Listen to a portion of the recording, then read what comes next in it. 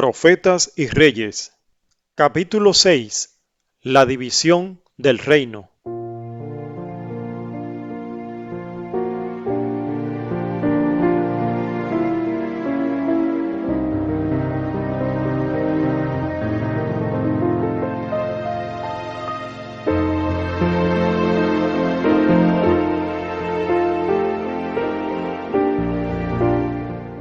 Y durmió Salomón con sus padres, y fue sepultado en la ciudad de su padre David, y reinó en su lugar Roboam su hijo. Poco después de ascender al trono, Roboam fue a Siquem, donde esperaba recibir el reconocimiento formal de todas las tribus. En Siquem se había juntado todo Israel para hacerlo rey. Entre los presentes se contaba Jeroboam, hijo de Nabat, el mismo Jeroboam que durante el reinado de Salomón había sido conocido como valiente y esforzado, y a quien el profeta silonita Ahías había dado este mensaje sorprendente: He aquí que yo rompo el reino de la mano de Salomón, y a ti daré 10 tribus.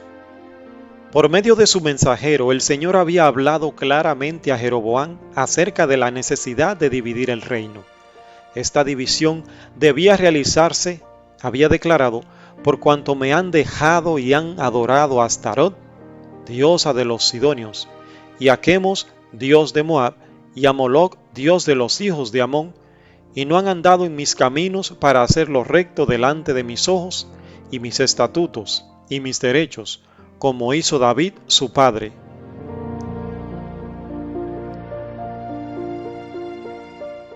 Se le había indicado, además, a Jeroboam, que el reino no debía dividirse antes que terminase el reinado de Salomón. El Señor había añadido: Empero, no quitaré nada de su reino de sus manos, sino que lo retendré por caudillo todos los días de su vida, por amor de David mi siervo, al cual yo elegí, y él guardó mis mandamientos y mis estatutos, mas yo quitaré el reino de la mano de su hijo, y darélo a ti, las 10 tribus. Aunque Salomón había anhelado preparar el ánimo de Roboam, elegido como sucesor suyo, para que pudiera afrontar con sabiduría la crisis predicha por el profeta de Dios, nunca había podido ejercer una influencia enérgica que modelara en favor del bien la mente de su hijo, cuya educación primera había sido muy descuidada. Roboam había recibido de su madre amonita la estampa de un carácter vacilante. Hubo veces cuando procuró servir a Dios y se le otorgó cierta medida de prosperidad, pero no era firme, y al fin cedió a las influencias del mal que le habían rodeado desde la infancia. Los errores que cometió Roboam en su vida y su apostasía final revelan el resultado funesto que tuvo la unión de Salomón con mujeres idólatras.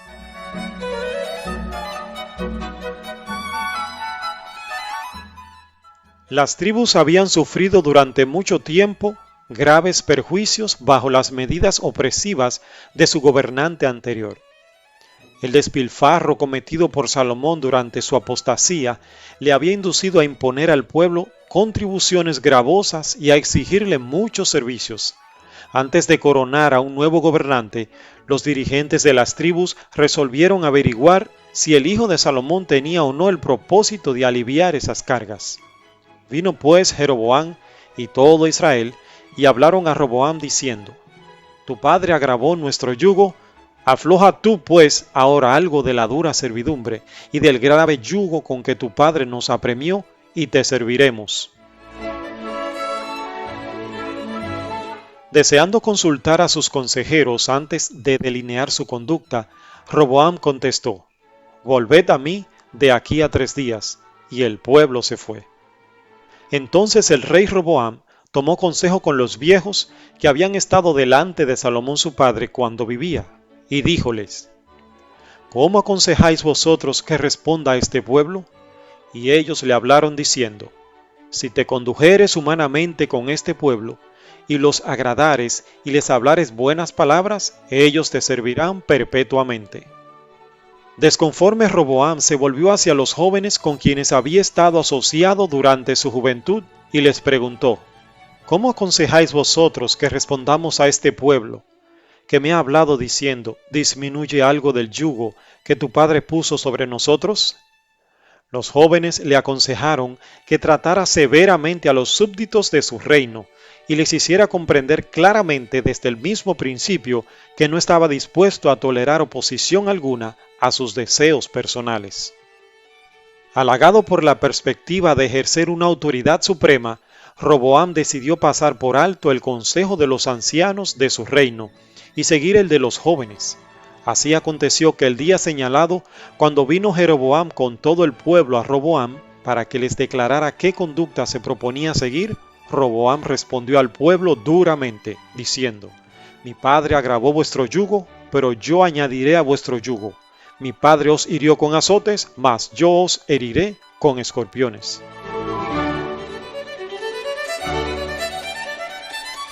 Si Roboam y sus inexpertos consejeros hubiesen comprendido la voluntad divina con referencia a Israel, habrían escuchado al pueblo cuando pidió reformas decididas en la administración del gobierno, pero durante la hora oportuna, en la asamblea de Siquem, no razonaron de la causa al efecto y así debilitaron para siempre su influencia sobre gran número del pueblo.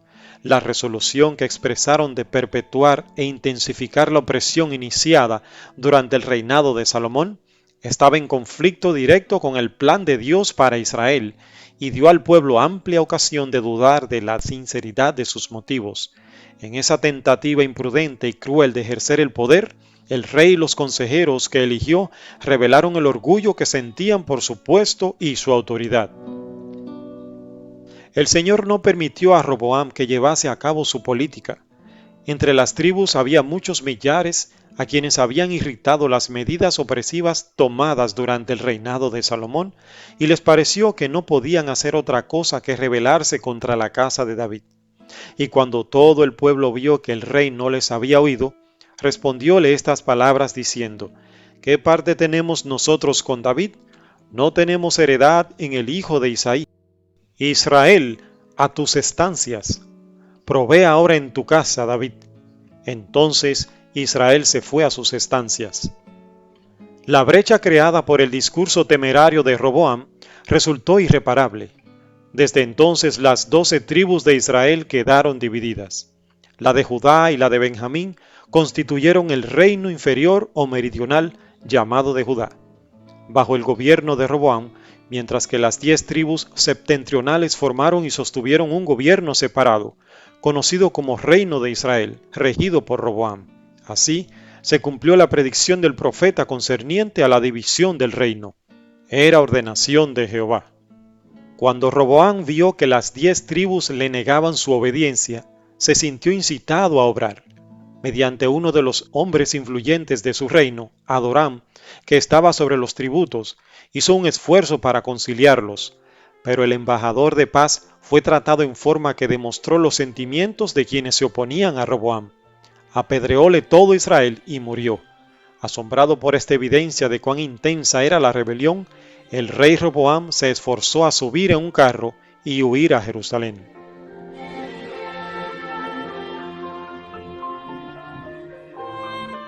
En Jerusalén, Roboam juntó toda la casa de Judá y la tribu de Benjamín, 180,000 hombres escogidos de guerra, para hacer guerra a la casa de Israel y reducir el reino a Roboam, hijo de Salomón. Mas fue palabra de Jehová a Semeías, varón de Dios, diciendo: Habla Roboam, hijo de Salomón, rey de Judá, y a toda la casa de Judá y de Benjamín, y a los demás del pueblo, diciendo: Así ha dicho Jehová: No vayáis ni peleéis contra vuestros hermanos, los hijos de Israel. Volveos cada uno a su casa, porque este negocio yo lo he hecho. Y ellos oyeron la palabra de Dios, y volviéronse y fuéronse conforme a la palabra de Jehová. Durante 3 años Roboam procuró sacar provecho del triste experimento con que inició su reinado, y fue prosperado en este esfuerzo. Edificó ciudades para fortificar a Judá. Fortificó también las fortalezas, y puso en ellas capitanes y vituallas, y vino, y aceite. Fortificólas pues en gran manera. Pero el secreto de la prosperidad de Judá durante los primeros años del reinado de Roboam no estribaba en estas medidas. Se debía a que el pueblo reconocía a Dios como el gobernante supremo, y esto ponía en terreno ventajoso a las tribus de Judá y Benjamín. A ellas se unieron muchos hombres temerosos de Dios que provenían de las tribus septentrionales, nos dice el relato. Tras aquellos acudieron también de todas las tribus de Israel los que habían puesto su corazón en buscar a Jehová Dios de Israel, y viniéronse a Jerusalén para sacrificar a Jehová, el Dios de sus padres. Así fortificaron el reino de Judá y confirmaron a Roboam, hijo de Salomón, por 3 años, porque 3 años anduvieron en el camino de David y de Salomón. En la continuación de esta política residía la oportunidad que tenía Roboam para redimir en gran medida los errores pasados y restaurar la confianza en su capacidad de gobernar con discreción. Pero la pluma inspirada nos ha dejado la triste constancia de que el sucesor de Salomón no ejerció una influencia enérgica en favor de la lealtad a Jehová. A pesar de ser por naturaleza de una voluntad fuerte y egoísta, lleno de fe en sí mismo y propenso a la idolatría, si hubiese puesto toda su confianza en Dios, habría adquirido fuerza de carácter, fe constante y sumisión a los requerimientos divinos. Pero con el transcurso del tiempo, el rey puso su confianza en el poder de su cargo y en las fortalezas que había creado. Poco a poco fue cediendo a las debilidades que había heredado, hasta poner su influencia por completo del lado de la idolatría. Y como Roboam hubo confirmado el reino, dejó la ley de Jehová y con él todo Israel. Cuán tristes y rebosantes de significado son las palabras, y con él todo Israel. El pueblo al cual Dios había escogido para que se destacase como luz de las naciones circundantes, se apartaba de la fuente de su fuerza y procuraba ser como las naciones que le rodeaban. Así como con Salomón sucedió con Roboam.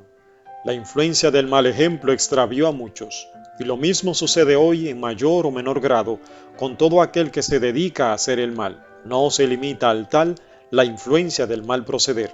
Nadie vive para sí, nadie perece solo en su iniquidad.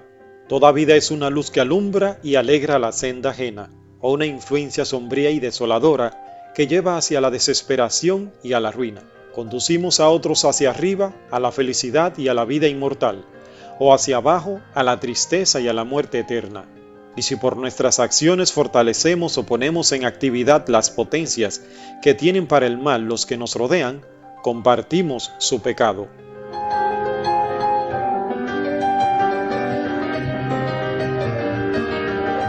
Dios no permitió que la apostasía del gobernante de Judá quedase sin castigo. En el 5º año del rey Roboam, subió Sisac, rey de Egipto, contra Jerusalén, por cuanto se habían rebelado contra Jehová, con 1200 carros y con 60,000 hombres de a caballo. Mas el pueblo que venía con él de Egipto no tenía número, y tomó las ciudades fuertes de Judá y llegó hasta Jerusalén. Entonces vino Semeías profeta a Roboam y a los príncipes de Judá, que estaban reunidos en Jerusalén por causa de Sisac, y díjoles: Así ha dicho Jehová, vosotros me habéis dejado, y yo también os he dejado en manos de Sisac. El pueblo no había llegado todavía a tales extremos de apostasía que despreciase los juicios de Dios. En las pérdidas ocasionadas por la invasión de Sisac, reconoció la mano de Dios y por un tiempo se humilló. Declaró: Justo es Jehová. Y como vio Jehová que se habían humillado, fue palabra de Jehová a Semeías diciendo: Hanse humillado, no los destruiré, antes los salvaré en breve, y no se derramará mi ira contra Jerusalén por mano de Sisac. Empero serán sus siervos, para que sepan qué es servirme a mí, y servir a los reinos de las naciones. Subió pues Sisac, rey de Egipto, a Jerusalén, y tomó los tesoros de la casa de Jehová y los tesoros de la casa del rey, todo lo llevó, y tomó los paveses de oro que Salomón había hecho, y en lugar de ellos hizo el rey Roboam paveses de metal, y entrególos en manos de los jefes de la guardia, los cuales custodiaban la entrada de la casa del rey. Y como él se humilló, la ira de Jehová se apartó de él, para no destruirlo del todo, y también en Judá las cosas fueron bien. Pero cuando cesó la aflicción y la nación volvió a prosperar, muchos olvidaron sus temores y cayeron de nuevo en la idolatría. Entre ellos se contaba el rey Roboam mismo. Aunque humillado por la calamidad que había caído sobre él, no hizo ella un punto de retorno decisivo en su vida.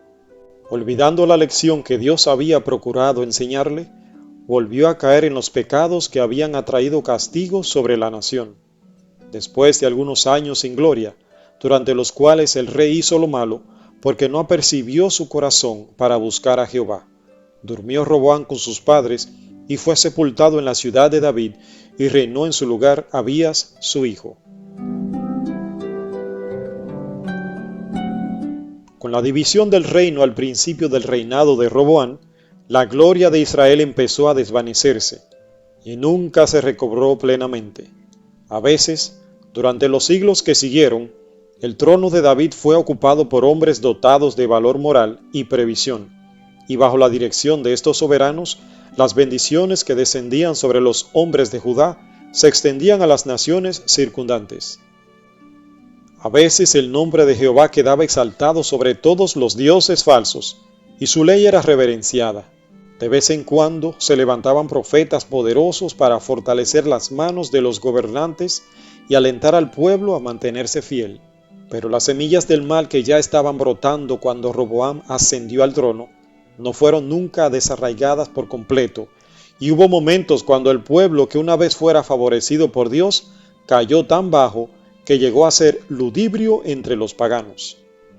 Sin embargo, a pesar de la perversidad de aquellos que se inclinaban a las prácticas idólatras, Dios estaba dispuesto en su misericordia a hacer cuanto estaba en su poder para salvar de la ruina completa al reino dividido.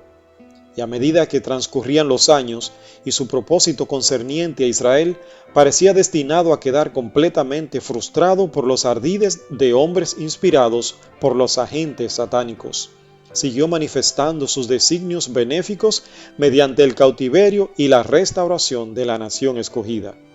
La división del reino fue tan solo el comienzo de una historia admirable, en la cual se revelan la longanimidad y la tierna misericordia de Dios, desde el crisol de aflicción por el cual debían pasar por causa de sus tendencias al mal, hereditarias y cultivadas, aquellos a quienes Dios estaba tratando de purificar para sí como pueblo propio, celoso para las buenas obras, iban a reconocer finalmente: no hay semejante a ti, oh Jehová, grande tú y grande tu nombre en fortaleza. ¿Quién no te temerá, oh Rey de las gentes? Porque entre todos los sabios de las gentes y en todos sus reinos no hay semejante a ti. Mas Jehová Dios es la verdad. Él es Dios vivo y Rey eterno. Los adoradores de los ídolos iban a aprender al fin la lección de que los falsos dioses son impotentes para elevar y salvar a los seres humanos. Los dioses que no hicieron los cielos ni la tierra perezcan de la tierra y de debajo de estos cielos. Únicamente siendo fiel al Dios vivo, creador y gobernante de todos, es como puede el hombre hallar descanso y paz. De común acuerdo, Israel y Judá, castigados y penitentes, iban a renovar al fin su pacto con Jehová de los ejércitos, el Dios de sus padres, acerca del cual iban a declarar: el que hizo la tierra con su potencia, el que puso en orden el mundo con su saber, y extendió los cielos con su prudencia. A su voz se da muchedumbre de aguas en el cielo, y hace subir las nubes de lo postrero de la tierra, hace los relámpagos con la lluvia, y saca el viento de sus depósitos. Todo hombre se embrutece y le falta ciencia. Avergüéncese de su vaciadizo todo fundidor, porque mentira es su obra de fundición, y no hay espíritu en ellos. Vanidad son, obra de escarnios. En el tiempo de su visitación perecerán. No es como ellos la suerte de Jacob, porque él es el hacedor de todo, e Israel es la vara de su herencia. Jehová de los ejércitos es su nombre.